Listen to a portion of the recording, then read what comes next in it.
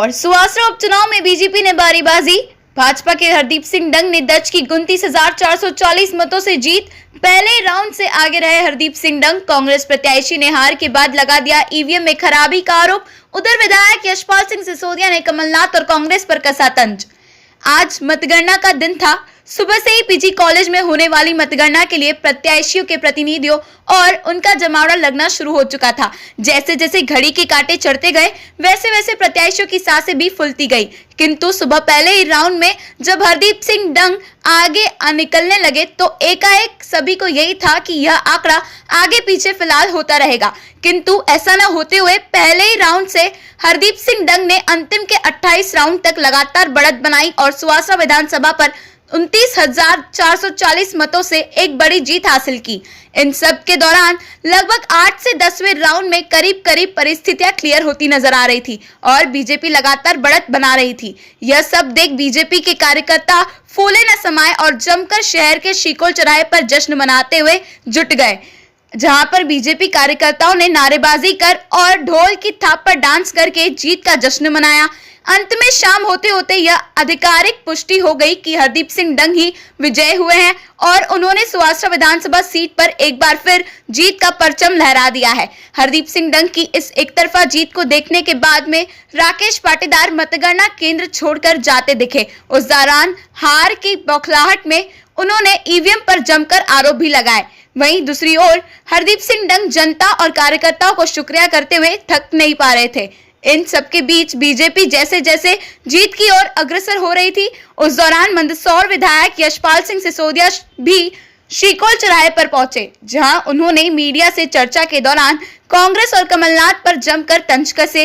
विधायक यशपाल सिंह सिसोदिया ने कहा कि दिवाली से पहले ही कांग्रेस का दिवाला निकल गया है। इसके अलावा उन्होंने कमलनाथ और उनके बेटे नकुलनाथ के लिए भी तंज कसा और कहा कि रोजगार के नाम पर बैंड बजाओ और डोर चलाने की ट्रेनिंग दिए करते थे, तो अब कमलनाथ और उनके बेटे नकुलनाथ कांग्रेस का बैंड बजाएं और गौशाला का डोर चलाएं। अंततः हरदीप सिंह डंग ने सुवासरा विधानसभा सीट पर ऐतिहासिक जीत दर्ज की है। भारत माता की जय। जिंदाबाद जिंदाबाद जिंदाबाद जिंदाबाद। शिवराज सिंह चौहान है, आंधी नहीं तूफान है। शिवराज सिंह चौहान है। दोनों पकड़ लो। आराम से, कोई जल्दी नहीं बॉस। हाँ, रोलिंग 2 मिनट रोलिंग। बोलिए राकेश जी, ये जो कुछ परिणाम सामने आ रहे हैं, जो भी आंकड़े आए हैं, अभी अंतिम परिणाम नहीं आया है, लेकिन रुझान बहुत ज्यादा अंतर बता रहे हैं। देखो, रुझान को तो चलो आ ही रहे, हमने भी काउंटिंग में बैठे अंतिम समय तक रहे, ऐसी कोई दिक्कत नहीं है जी। पर जो जनता ने जनादेश दिया उसको भी स्वीकारते हैं, पर ये कहीं न कहीं जो ईवीएम ने जो मैजिक दिखाया है उस मैजिक को हमको विश्वास नहीं होता है, क्योंकि जो मैजिक आया है, मान लो कि जिन पोलिंगों पे कांग्रेस हमेशा लीड करती है, जहाँ पे आज भी कांग्रेस अच्छा परफॉर्मेंस करती है, जिन गाँवों में अच्छा आज भी कार्यकर्ता है, मेहनत हुई है, पर उन पोलिंगों के रिजल्ट जिस तरीके से ईवीएम में से एक मैजिक की तरह, जादू की तरह भाजपा के लिए निकले, वो आश्चर्य कर रहा है हमको। उस पर हम रिसर्च करेंगे और जहाँ भी हो सके, अगर इसमें हमको जहाँ तक तो लगता है कि कहीं ना कहीं कुछ हुआ है, तो उसके लिए भी हम हमारे शीर्ष नेतृत्व से बात करके आगे जो भी कार्रवाई होगी आपके संज्ञान में। कांग्रेस के मुख्य रूप से 3 मुद्दे थे। कांग्रेस के मुख्य रूप से 3 मुद्दे थे: दल बदल, गद्दारी का आरोप और बिकाऊ। क्या इन तीनों आरोपों ने जनता पे कोई असर नहीं डाला? देखो, जनता पे असर डाला, पर जिस तरीके से धन बल, बाहुबल, शराब का, ताकत का, प्रशासन का जो उपयोग हुआ वो सबने देखा है जी। एक एक व्यक्ति ने देखा है, तो उसके आगे हो सकता है धन बल जीत गया, बाहुबल जीत गया, शराब जीत गई, पर ये कहीं ना कहीं सत्ता का पूरा उपयोग इन्होंने किया है। ये पूरे चुनाव में सारे चारों तरफ देखने को मिला है। और आगे भी हम लोग तो संघर्ष वाले लोग हैं, हम तो देश की आज़ादी के लड़ने वाले लोग हैं। कांग्रेस एकजुट होकर लड़ी चुनाव? कांग्रेस पूरी एकजुट थी, ऐसी कोई दिक्कत नहीं। हमारे कांग्रेस के सारे नेता देख लीजिए, आज भी हम सब लोग साथ में हैं, ऐसा कहीं से कहीं तक नहीं है। कांग्रेस आगे भी एकजुट होगी और कांग्रेस इनका और तगड़े तरीके से सामना करेगी। कुछ राजनीतिक ऑब्जेक्शन है? हाँ, ईवीएम वाले मामले में मैंने कहा तो है कि जो आंकड़े जिन गांवों से कांग्रेस मजबूत है, जहाँ पे कांग्रेस की मजबूत स्थिति आज भी है, उन गांवों में उन गाँवों में जब यहाँ के अभी जो जीते हुए प्रत्याशी वहाँ जाएंगे तो उस गाँव में उनको क्या समर्थन मिलता है वो सामने नजर आएगा। अपने को आज जिन पोलिंगों पर हमेशा कांग्रेस जीतती आई है, आज उन पोलिंगों को जिस तरीके से ईवीएम ने मैजिक के रूप में दिखाया है तो वो अब आगे भविष्य में क्या होता है देखते हैं। राकेश जी, राजनीतिक विश्लेषकों का कहना है कि देखो जनादेश तो इसलिए स्वीकारेगा, अब जो यहाँ प्रशासन ने लिख के दे दिया उसको तो स्वीकार करना पड़ेगा। प्रशासन से बड़े हम ही नहीं, ठीक है, हम संविधान को मानने वाले लोग हैं, हम संविधान को खत्म करने वाले लोग। राकेश जी, राजनीतिक विश्लेषकों का ये कहना था कि कांग्रेस के जिले के भी बड़े नेता वहां केवल मुंह दिखाई की रस्म के लिए ही थे, मन से आपके साथ कोई नहीं। नहीं, ऐसा कुछ भी नहीं। कांग्रेस के सारे नेताओं ने मेहनत करी, सारे कार्यकर्ताओं ने मेहनत करी और जमीन के एक एक कार्यकर्ता। मैं तो ये कहता हूँ कि आज जो मेरी उम्र मान लो 38-39 साल हो गई है। मतों से आप जीते हैं, क्या कहना इस बारे में? मैं भारतीय जनता पार्टी के संगठन, कार्यकर्ता, वरिष्ठ नेता और जनता को धन्यवाद देना चाहता हूं कि जो विश्वास पूरे जताया उसके लिए मैं धन्यवाद देना चाहता हूं। और देश और प्रदेश में जो भारतीय जनता पार्टी की सरकार आम जन के लिए हितैषी जो काम कर रही है उसी का नतीजा है। क्या लगता है जो धोखेबाज बोल रहे थे आज उनको मुंह तोड़ जवाब मिल गया? ये जनता ने ऐसा मुंह तोड़ जवाब दिया है कि वो भी याद रखेंगे कि झूठ बोल अभी थोड़ी देर पहले मतगणना की कार्रवाई पूरी हुई है और ईवीएम की और पोस्टल बैलेट सभी की मतगणना पूरी होने के बाद भाजपा के अधिकृत प्रत्याशी हरदीप सिंह डंग जी को निर्वाचित घोषित किया गया है और अभी रिटर्निंग ऑफिसर ने उन्हें वो सर्टिफिकेट प्रदान कर दिया है। 29,440 मतों से उन्होंने जीत हासिल की है।